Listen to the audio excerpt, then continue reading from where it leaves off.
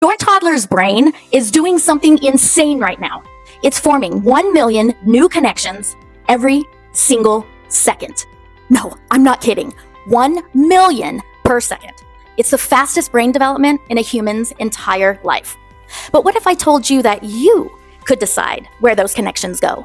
What if, for just a few minutes a day, you could build your child's brain to be a total genius at handling their emotions and making good choices? It's not a fantasy, and you don't need to buy a thing. It just requires you. In this video, I'm giving you 4 simple, science-backed habits that will literally rewire your toddler's brain. It's a framework I call R.E.S.T. And these are the ultimate hacks to go from nonstop meltdowns to raising an awesome, happy kid. You know the drill.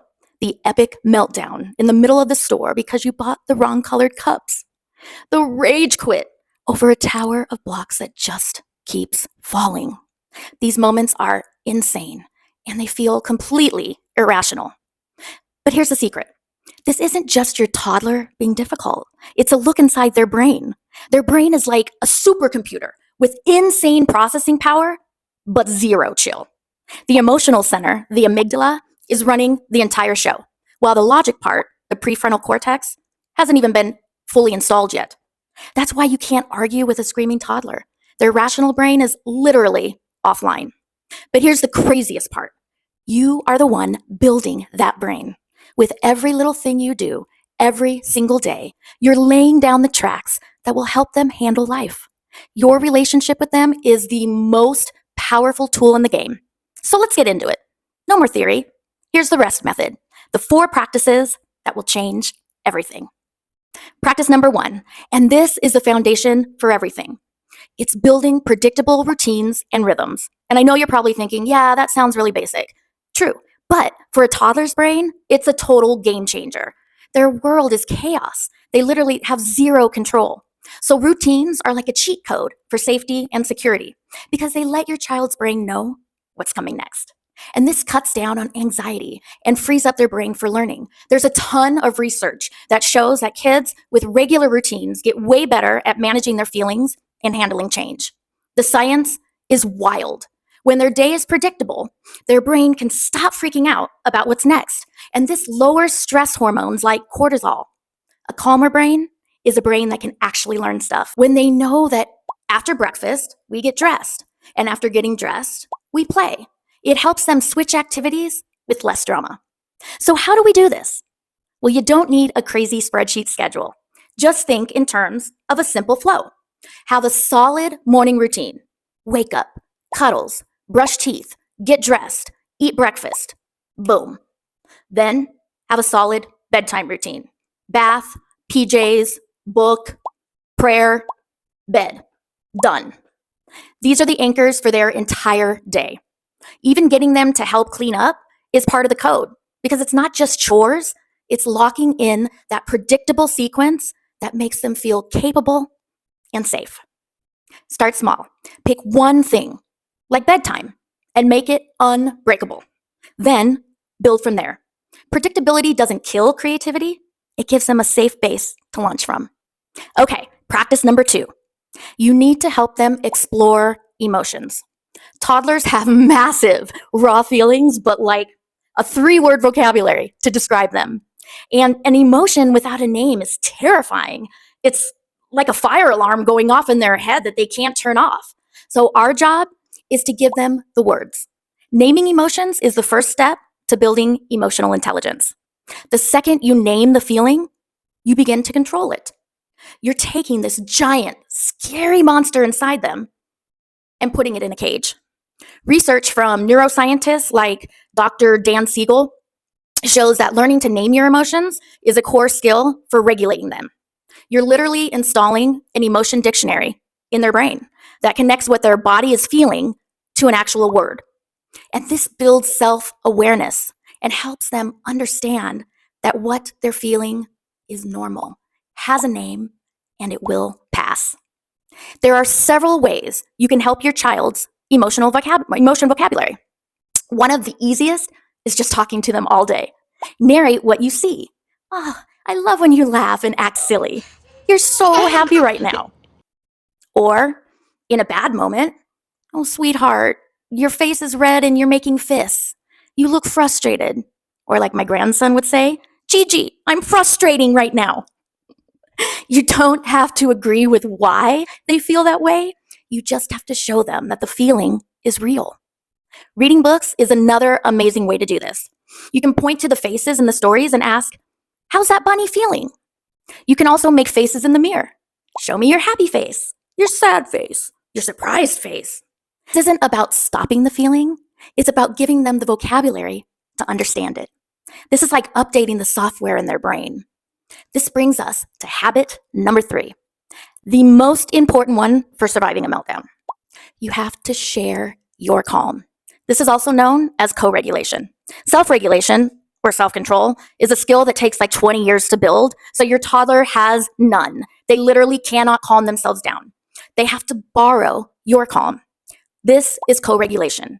You use your own calm to help your child feel safe, which helps them calm down. Your calm is literally contagious. From a brain science perspective, a tantrum is a total system override. Their amygdala has hijacked everything. Logic is gone. Telling them to calm down is pointless. They can't hear you. The only thing that works is a feeling of safety. Your calm, steady vibe is the only thing that can plug into their nervous system and stop the crash. Experts like Dr. Bruce Perry recommend the 3 R's: regulate, relate, then reason. So first, we help them regulate by calming the amygdala down. You can do this by taking a deep breath, lowering your voice, getting on their level. Your goal isn't to stop the meltdown, it's to be their safe place in the storm. Offer them a hug or just sit with them and say, I'm right here. You're so upset, but I've got you. A big hug can release calming neurochemicals in their brain. It's like a biological hack. Only after the storm passes and their breathing has slowed down can you move to the relate phase. You can relate by helping them understand the emotion they're feeling. That was a huge feeling. You were so mad we had to leave. Acknowledging or naming that feeling helps them feel understood or related to. Then you reason with them by discussing what happened and suggesting alternate options if it were to happen again. Let's see if we can build it stronger this time. And next time, instead of throwing blocks, we can ask for help.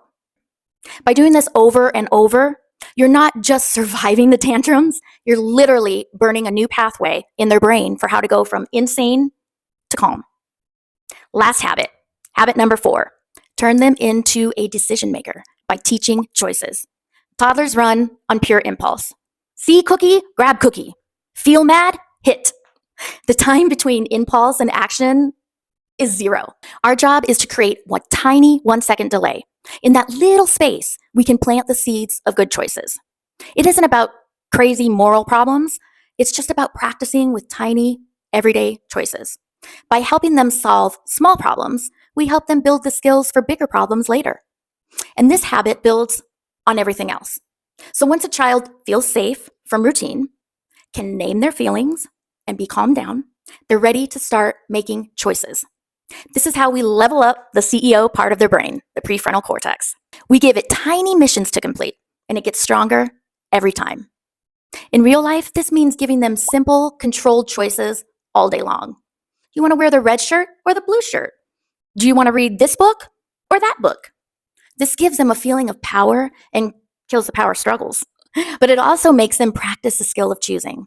When a problem comes up, don't just solve it. Team up with them. If they're frustrated, say, man, that puzzle piece is frustrating. What should we try? Turn it this way?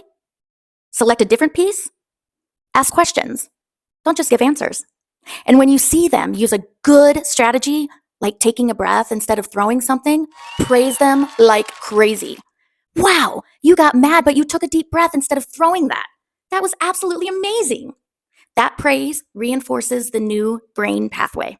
By making them the hero of these tiny decisions, you're building a brain wired for confidence and success. All right, let's recap the 4 game-changing habits from the R.E.S.T framework that will rewire your toddler's brain. R is for routines and rhythms. Create simple, daily routines to make your child feel safe and slash their stress. E is for explore emotions. Give your child the words for their feelings to build their emotional dictionary. S is for share your calm. Be their calm anchor in an emotional storm to teach them how to find calm themselves. And T is for teach choices.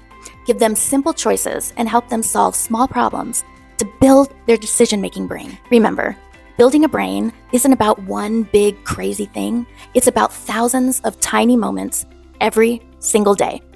The boring routine, naming a feeling, staying patient during a tantrum, and the choice between two books. These R.E.S.T methods aren't just parenting hacks. They're literally acts of brain construction. You're not just getting through the toddler years, you're building the very architecture of the adult they're going to become. Go easy on your child, but go easy on yourself too. Parenting is difficult. You're not going to be perfect. Nobody is. All that matters is that you keep showing up, that you're there for them, and that you believe that these small habits are making a massive difference. All right, self-mastery mates, which of these 4 R.E.S.T practices are you already crushing? And which one are you going to try next? Let me know in the comments below. Let's lay the foundation for our precious babies to create a lifetime of healthy habits.